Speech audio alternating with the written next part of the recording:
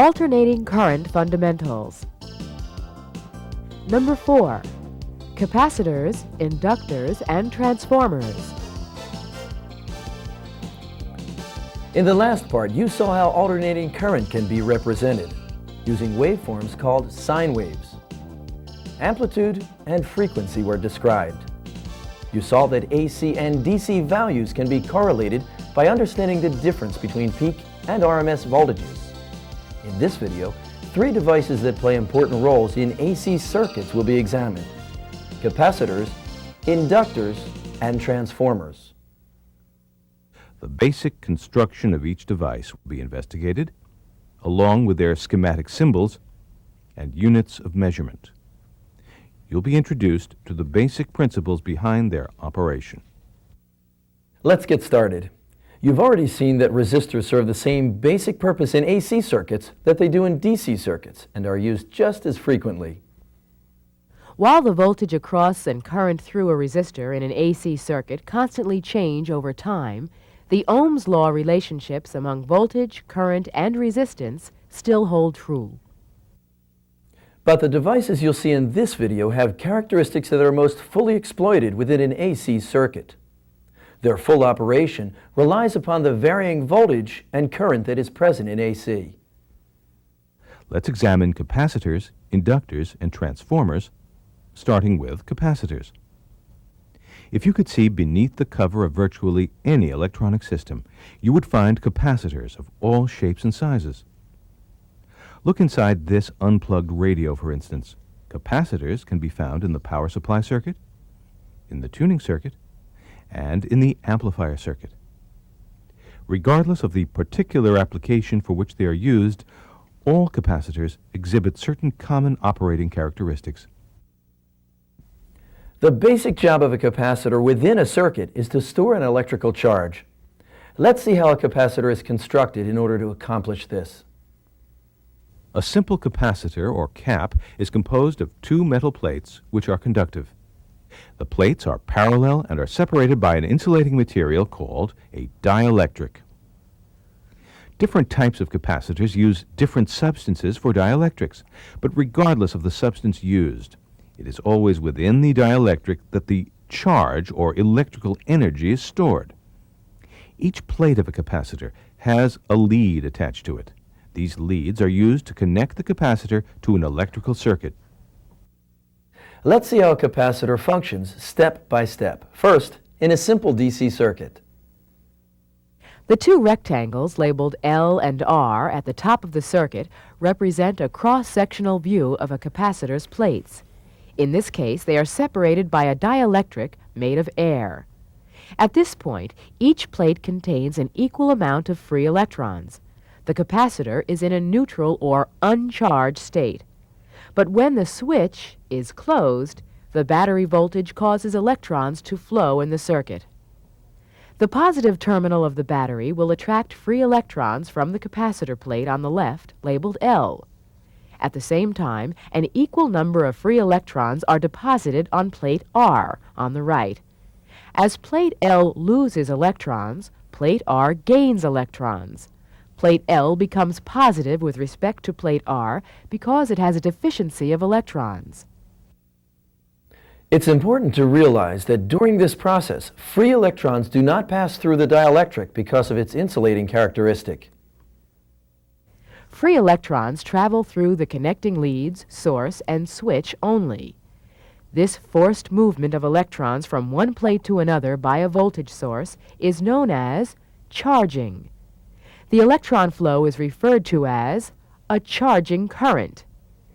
The applied voltage will continue attracting free electrons from plate L and forcing them onto plate R until the voltage across the capacitor, labeled E sub C, equals the maximum voltage across the source, labeled E sub S. At this point, the voltage across the capacitor has the same polarity as the applied voltage. Current ceases to flow because there is no longer a difference of potential between the voltage source and the capacitor. When the switch is opened, the charged capacitor is disconnected from the voltage source. But within the capacitor, there is a negative charge on one plate and a positive charge on the other, causing an electric field to be developed in the dielectric between the plates. The arrows represent the electric lines of force which make up the electrostatic field. The strength of this field is directly proportional to the potential difference, or voltage, between the plates. When charged, a capacitor can be thought of as a temporary battery because it can retain the stored charge for a long period of time. However, once provided with a current path, it can release its stored energy. Let's see how the capacitor does this within the context of the DC resistive circuit. When the switch closes, a current path is provided and the capacitor begins to discharge. During discharge, the surplus free electrons on negatively charged plate R flow back towards positively charged plate L. Again, the electron flow is from lead to lead through the external circuit and not through the dielectric. This process is called discharging, and electron flow is known as the discharge current.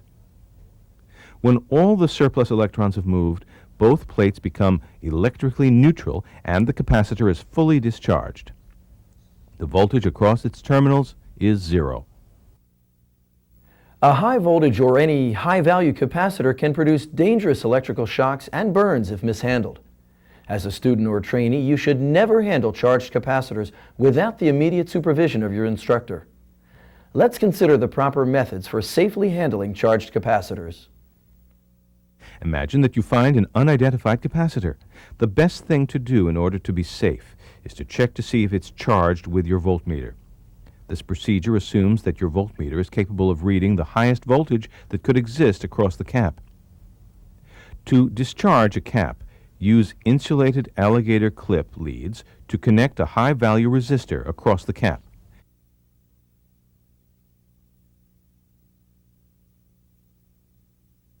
This will safely discharge it. A cap that is discharged should read 0 volts across it. Up to this point, a graphic representation of a capacitor has been used. However, this is the actual schematic symbol for a capacitor, which you will find on circuit diagrams. Now that we've examined the charge and discharge processes of a capacitor within a DC circuit, let's take a look at how a capacitor will respond to the changing values of voltage and current in an AC circuit. Again, a single capacitor will be used in the circuit for demonstration purposes. An AC source voltage with a peak value of approximately 170 volts will also be used. For this analysis, a single AC cycle will be divided into 4 quarters. During the first quarter cycle, from 0 to 90 degrees, the magnitude of the source voltage is increasing. The capacitor charges to keep the capacitor voltage equal to the source voltage. Charging current flows until the capacitor reaches the peak voltage of 170 volts. At this point, entering the second quarter cycle between 90 and 180 degrees, the magnitude of the AC source begins to drop off. Since the capacitor and source are in parallel, the voltage across both must be the same. This means that the capacitor must discharge to reduce its voltage during the second quarter cycle. At 180 degrees, the voltage will be 0 and the capacitor will have fully discharged. At this instant, the polarity of the AC source reverses. And during the third quarter cycle, from 180 to 270 degrees, the voltage increases toward its negative peak of minus 170 volts. As the source voltage increases negatively, the capacitor must now charge with the opposite polarity to follow the source. Charging current will flow until the capacitor reaches the peak voltage of negative 170 volts. During the fourth quarter cycle, the AC voltage drops off, moving back toward 0. And so, during the last quarter cycle, the capacitor discharges to reduce its voltage and follow the source voltage. The discharge current will flow until the source and capacitor voltages are 0 at 360 degrees. Now that you've seen how a capacitor stores and releases energy in an AC circuit, let's look at some important terms associated with capacitors. The indicator of a capacitor's ability to store a charge is called capacitance, designated with a capital C. The unit of measurement for capacitance is the farad, labeled with a capital F. The farad is much too large a unit of capacitance for practical electrical circuits. Because of this, the microfarad is used, often abbreviated mu capital F. A microfarad is equal to 1/1,000,000th of a farad. Another common unit of measurement for capacitance is the picofarad, abbreviated lowercase p, capital F. This unit, in effect, is a microfarad, or 1/1,000,000th of a millionth of a farad. It's important that you become familiar with these units of measurement for your future work with capacitors. Let's look at the second important device, inductors. Like capacitors, inductors are widely used in electronic systems. Inductors come in many shapes and sizes. They are sometimes referred to as coils or chokes. But regardless of the descriptive term used, an inductor is simply a length of conductive wire that is wound into a coil. Let's examine an inductor's basic operation. In the previous discussion, you saw how a capacitor stores an electrical energy in the dielectric. An inductor also stores electrical energy, but in a different way.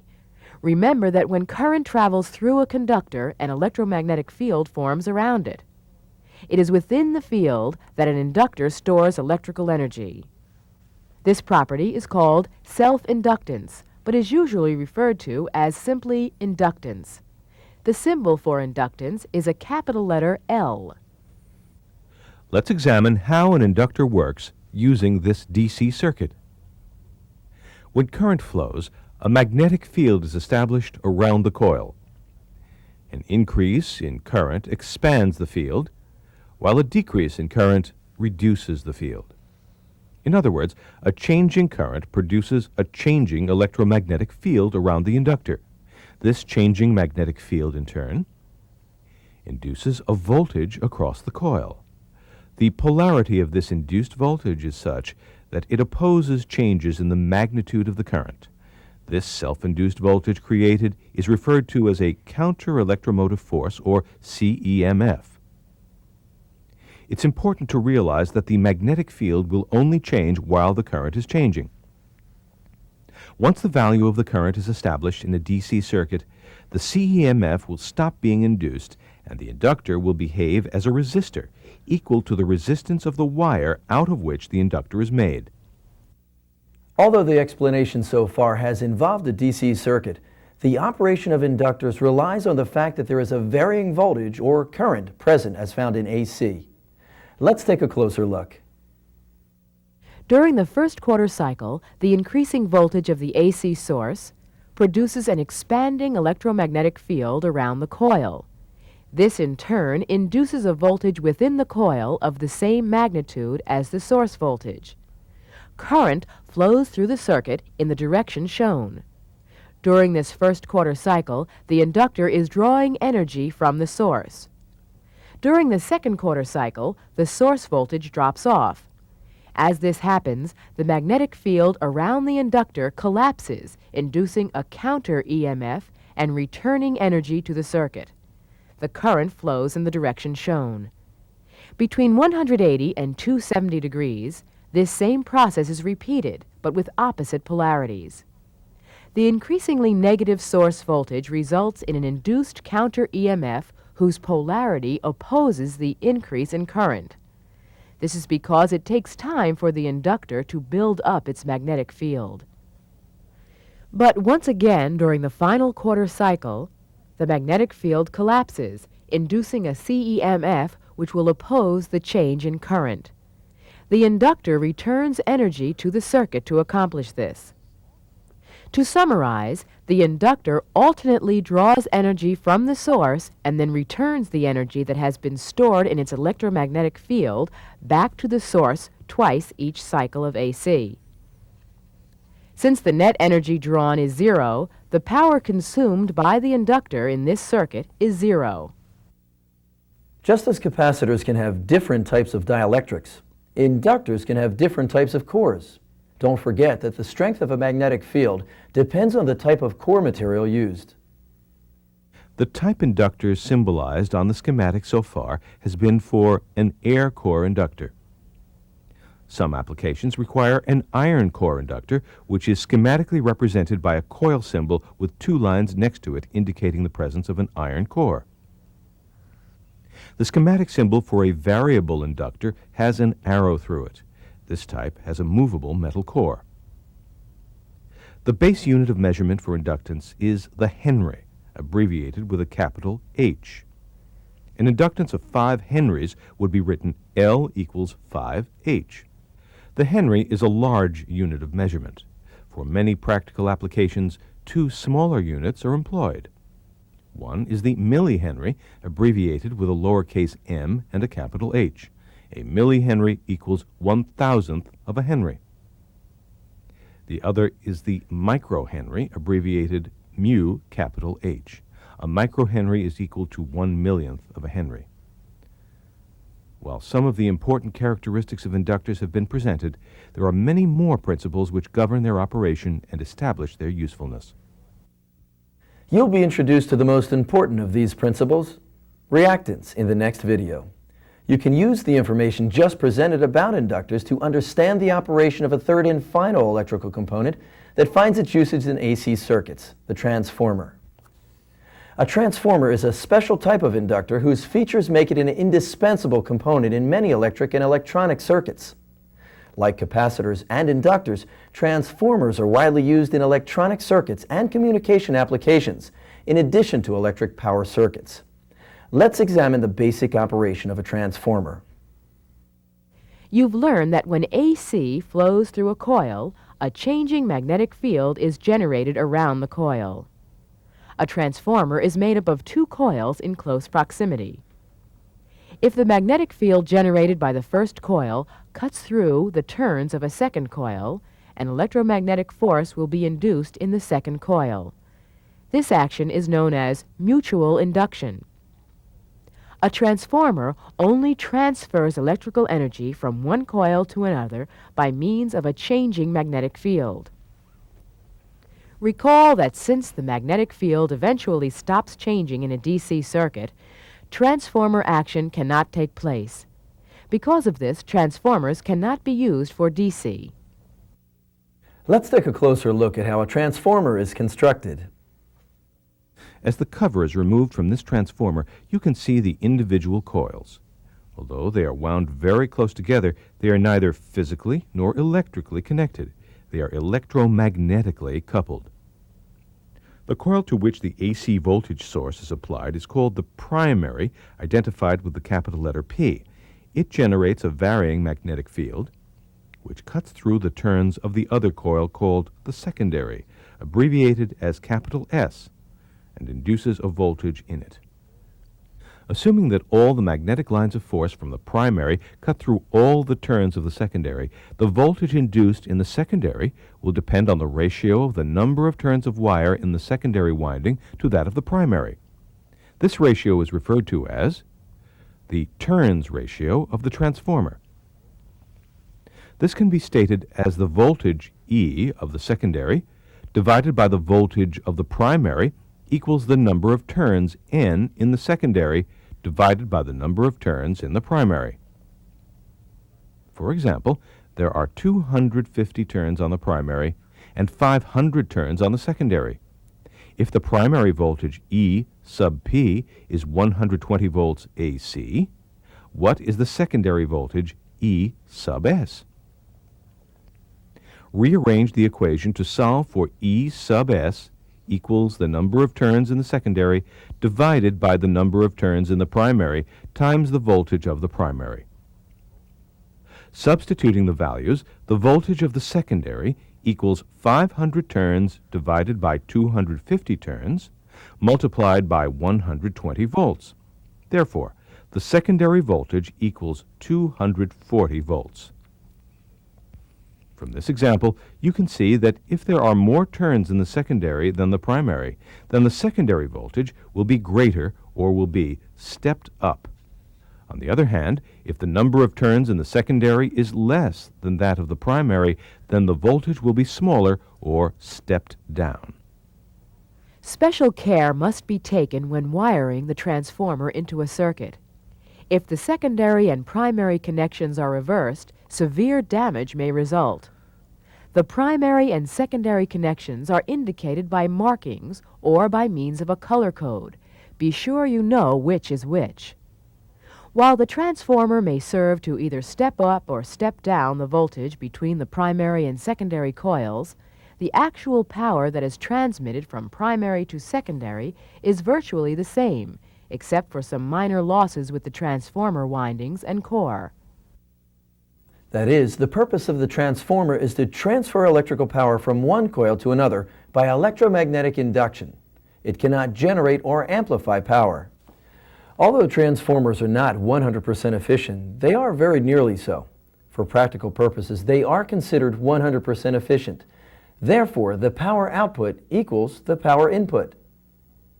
Since the input of the transformer is the primary and the output is the secondary, the relationship becomes the secondary power is equal to the primary power.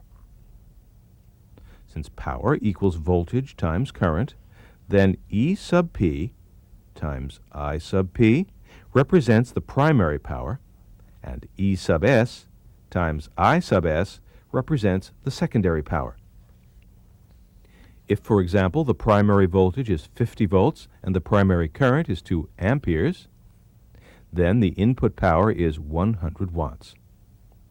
If the secondary voltage is twice as much as the primary, or 100 volts, then the secondary current must be half the primary current in order to make both sides of the equation equal to 100 watts. The primary current in this example is 2 amperes, so the secondary current must be 1 ampere. So a step-up transformer produces an increase in voltage and a decrease in current, while a step-down transformer produces a decrease in voltage with a corresponding increase in current. Let's stop here and review what you've been shown. In this video, you've been introduced to 3 important devices that depend on the changing voltage and current of AC to work at their full potential. You saw how capacitors store electrical energy in a dielectric and how they will charge and discharge twice during each cycle of AC. You were also introduced to inductors, which can be thought of as storing electrical energy in an electromagnetic field. The electromagnetic field will expand twice during each cycle of AC and collapse twice, sending energy into the circuit. Finally, you were introduced to transformers which utilize properties of induction between 2 coils to either step up or step down voltage. A great deal of information has been presented in this video. It's a good idea to view it again. In the next video, the AC fundamental of reactance will be explored, both with capacitors and inductors.